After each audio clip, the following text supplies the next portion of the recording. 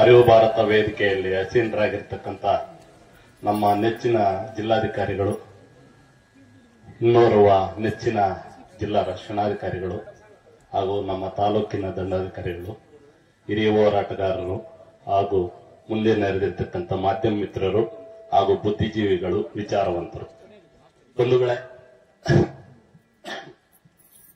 ನಾನು ಶಿವಪ್ಪ ಸರ್ ಜೊತೆ ಹಂಚ್ಕೊಂಡಿರ್ತಕ್ಕಂಥ ವಿಚಾರವನ್ನೇ ಮಾತಾಡ್ತೀನಿ. ಮೊಟ್ಟ ಮೊದಲಿಗೆ ನಾನು ಒಂದು ಹೋರಾಟಗಾರನಾಗಿದ್ದಂಥ ಸಂದರ್ಭದಲ್ಲಿ ಶಿವಪ್ಪ ಸರ್ ಅವರು ಚಿಕ್ಕಬಂಡಳ್ಳಿ ದೊಡ್ಡಬಂಡಳ್ಳಿ ಗ್ರಾಮಕ್ಕೆ ಸಮಯ 4 ಗಂಟೆ ನಡ್ಕೊಂಡು ವಾಕಿಂಗ್ ಹೋಗಿದ್ದಾರೆ.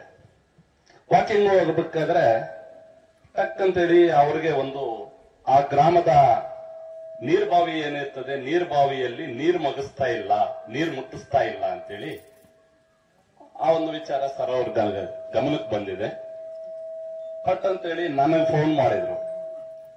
ನಾನು ಅದೇ ಸಂದರ್ಭಕ್ಕೆ ಅದೇ ದಾರಿಯಲ್ಲೇನೆ ಹೋಗ್ತಾ ಇದ್ದೆ. ವಿಜಯ್ ಕುಮಾರ್ ಎಲ್ಲಿದೆಯಾ ಬಾರಪ್ಪ ಇಲ್ಲಿ ಅಂತಂದ್ರು.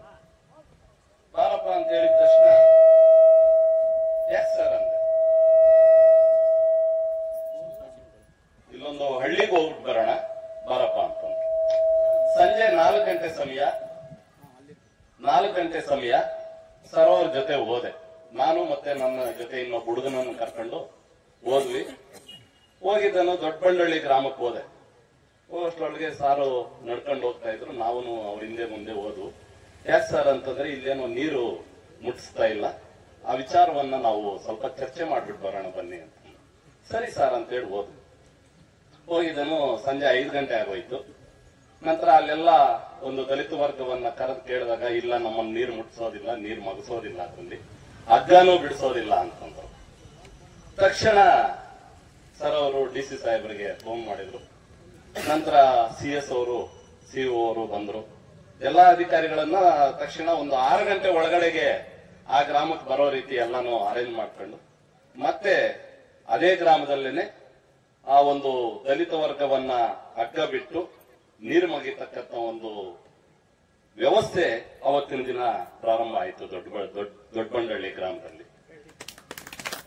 ತಕ್ಷಣ 8 ಗಂಟೆ ರಾತ್ರಿ ಒಳಗಡೆ ಎಲ್ಲಾ ಅಧಿಕಾರಿಗಳನ್ನು ಬಂದು ಆ ಬಾವಿಯಲ್ಲಿ ನೀರೆತ್ತಕ್ಕಂಥ ಒಂದು ವ್ಯವಸ್ಥೆ ಅವತ್ತು ನಿರ್ಮಾಣ ಆಯಿತು.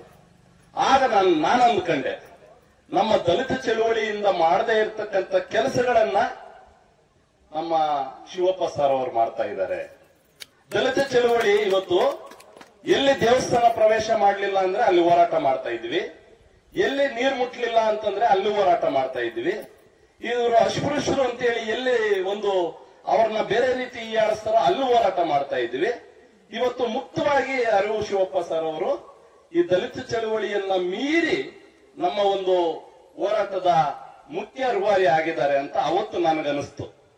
ಅಂದಿದ ತಕ್ಷಣ ನಂತರ ದಿನಗಳಲ್ಲಿ ಅವರ ಜೊತೆನೆ ಕಾಡೇನಹಳ್ಳಿ ದೇವಸ್ಥಾನ ಪ್ರವೇಶ ಆಗಿರಬಹುದು, ನಂತರ ಒಂದು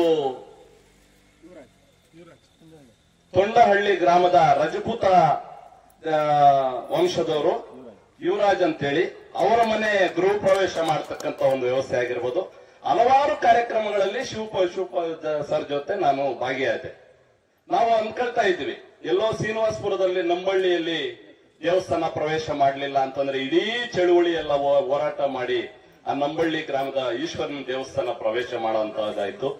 ಮಾಲೂರಿನಲ್ಲಿ ಉಳ್ಳೇರಹಳ್ಳಿ ಗ್ರಾಮದ ಒಂದು ದೇವರ ಗುಜ್ಜನ್ನ ಮುಟ್ಟಿದ್ರು ಅಂತೇಳಿ ಇಡೀ ರಾಜ್ಯ ಅದು ಹೋರಾಟ ಮಾಡುವಂತ ಒಂದು ವ್ಯವಸ್ಥೆ ಆಯಿತು. ಇಂಥ ಒಂದು ಹೋರಾಟಗಳ ಮಧ್ಯೆ ನಮ್ಮ ಶಿವಪ್ಪ ಸರ್ ಅವರು ಇಂಥ ಒಂದು ಅದ್ಭುತವಾದ ಕಾರ್ಯಕ್ರಮಗಳನ್ನ ತಗೊಂಡು ನಮ್ಮ ಹೋರಾಟಗಾರರು, ಜಿಲ್ಲಾಧಿಕಾರಿಗಳು, ಎಲ್ಲಾ ಇದಕ್ಕೆ ಸಂಬಂಧಪಡ್ತಕ್ಕಂಥ ಉನ್ನತ ಮಟ್ಟದ ಅಧಿಕಾರಿಗಳು ಇಂಥ ಒಂದು ಕಾರ್ಯಕ್ರಮಗಳನ್ನ ಮಾಡುವಂತ ಸಂದರ್ಭದಲ್ಲಿ ನಮ್ಮಂತ ಯುವಕರು ಪ್ರತಿ ಹಳ್ಳಿಯಲ್ಲೂ ಇಂಥ ಒಂದು ಅರಿವು ಶಿವಪ್ಪ ಸರ್ ಅವರ ಕೈಯನ್ನ ಬಲಪಡಿಸ್ತಕ್ಕಂಥ ಒಂದು ವ್ಯವಸ್ಥೆ ನಿರ್ಮಾಣ ಮಾಡಬೇಕು ಅನ್ನೋದು ಕೂಡ ನನ್ನ ಅಭಿಪ್ರಾಯ ಇದೆ. ಅದ್ರ ಜೊತೆಗೆ ನಾನು ಬರ್ತಾ ಹೇಳ್ಕೊಂಬಂದೆ, ನನ್ನ ಶಿಷ್ಯನ ಜೊತೆ ನಾನು ಬರ್ತಾ ನಾನು ಹೇಳ್ಕೊಂಬಂದೆ, ನೋಡಪ್ಪ ಇವತ್ತು ನಾವು ಎಲ್ಲಾ ಕಡೆ ಹೋರಾಟ ಮಾಡ್ತೀವಿ, ಇವತ್ತು ಶಿವಪ್ಪ ಸರ್ ಅವರು ಹುಟ್ಟಿರ್ತಕ್ಕಂಥ ಒಂದು ಕುಗ್ರಾಮದಲ್ಲಿ ಇವತ್ತು ಈ ಒಂದು ಕಾರ್ಯಕ್ರಮವನ್ನ ಆಯೋಜನೆ ಮಾಡಿದ್ದಾರೆ. ಕಾರಣ ಏನು ಅಂತಂದ್ರೆ ನಾವು ಹುಟ್ಟಿರೋ ಊರಲ್ಲಿ ನಾವು ಬದಲಾವಣೆ ತರ್ಲಿಕ್ಕೆ ಆಗ್ಲಿಲ್ಲ ಅಂತಂದ್ರೆ ನಾವು ಬೇರೆಲ್ಲೂ ನಾವು ಬದಲಾವಣೆ ಮಾಡ್ಲಿಕ್ಕೆ ಸಾಧ್ಯ ಆಗೋದಿಲ್ಲ. ಅಂತ ಒಂದು ಕಾರ್ಯಕ್ರಮವನ್ನ ಶಿವಪ್ಪ ಸರ್ ಅವರು ತನ್ನೂರಲ್ಲೇನೆ ಈ ಕಾರ್ಯಕ್ರಮ ಮಾಡ್ತಾ ಇದ್ದಾರೆ ಅಂತೇಳಿ ನಾನು ಹೇಳ್ಕೊಂಡು ಬಂದೆ. ಇಂಥ ಒಂದು ವ್ಯವಸ್ಥೆ ನಿರ್ಮಾಣ ಮಾಡಿರ್ತಕ್ಕಂಥ ಶಿವಪ್ಪ ಸರ್ ಅವರಿಗೆ ಹೃದಯಪೂರ್ವಕ ಅಭಿನಂದನೆಗಳನ್ನು ತಿಳಿಸಿ ನನ್ಗೆ ಮಾತಾಡ್ಲಿಕ್ಕೆ ಅವಕಾಶ ಕೊಟ್ಟಿರ್ತಕ್ಕಂಥ ಎಲ್ಲಾ ಬಂಧುಗಳಿಗೂ ವಂದಿಸಿ ನನ್ನ ಮಾತನ್ನು ಮುಗಿಸ್ತೀನಿ. ಜೈ ಭೀಮ್.